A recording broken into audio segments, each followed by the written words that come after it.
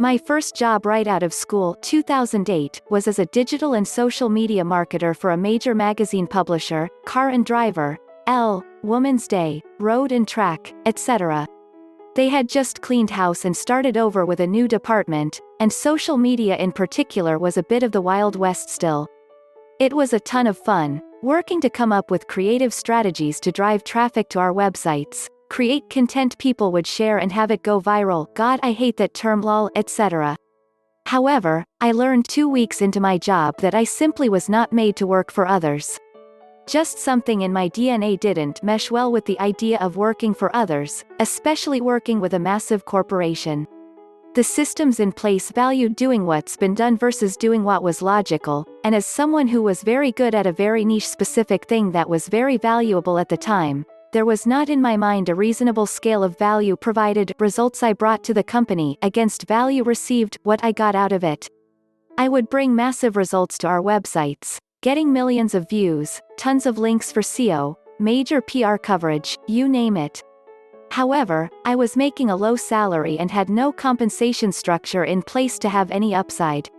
I chose to accept this job, and that was my responsibility, but I just didn't like how out of whack things were. That said, I continued to bust my ass to bring killer results to the company. Along the way, I made a lot of connections to people in the digital world, and ended up getting approached to do some side consulting work. First side job I ever took on, I was paid $1,500 to help with content strategy. I outsourced the work for $1,000, and took the $500 profit and invested it into some PPC campaigns to try to land a new client. This client referred me to another, and I did the same thing. Got paid about $1,000, outsourced for $600, invested the $400 into marketing. This was the rinse and repeat trend I continued on, reinvesting literally every single dollar into either paid ads, SEO, or similar digital marketing strategies. At the time, truth be told, I wasn't thinking that I was starting a business. I was thinking that I wanted to make more money, so this was a nice way to. It wasn't glamorous. I didn't wake up and have 100 clients. It was very slow and steady, very methodical. 1 client. Then 2, then 3, very slowly, and made sure not to keep a single dollar for myself. I did this for 2 years on the side. I would work at the day job until 6 p.m., come home, eat dinner, and then get right to work on the side thing. It got to the point where I was working 20 hours a day.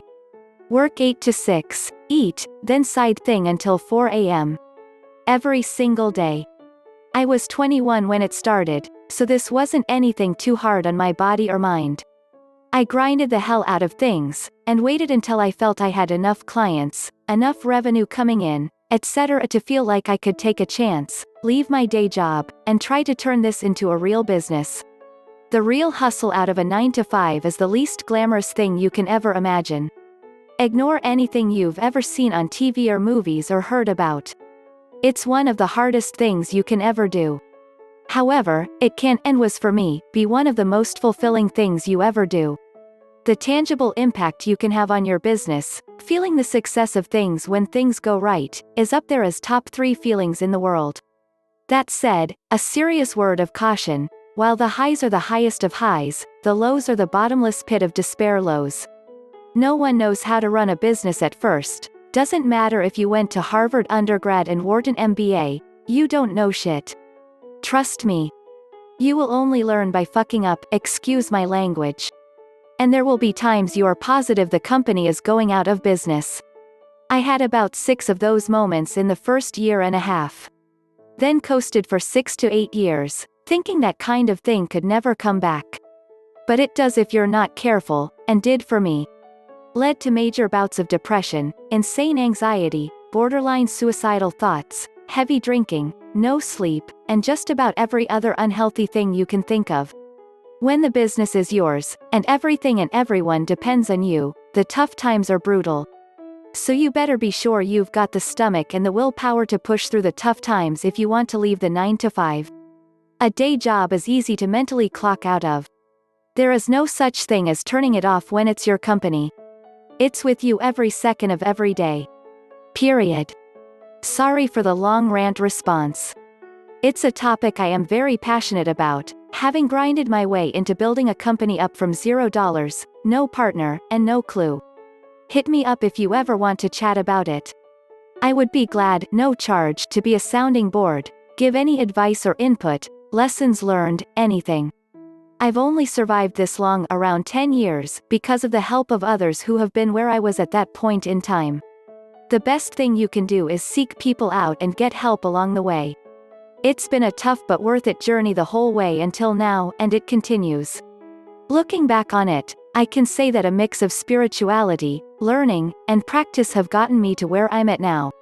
The actual moment I left my 9-to-5, I had just found a chunk of money, enough to break out, and some follow-on opportunity. But none of that would have materialized had I not been looking. Here's what I mean. A couple years before I left the cubicle, I decided to start teaching myself everything I thought I should know to be in business. I had the time and enough lack of knowledge to be able to read. Pretty much anything after 6 until 10 was my time, so I made use of it.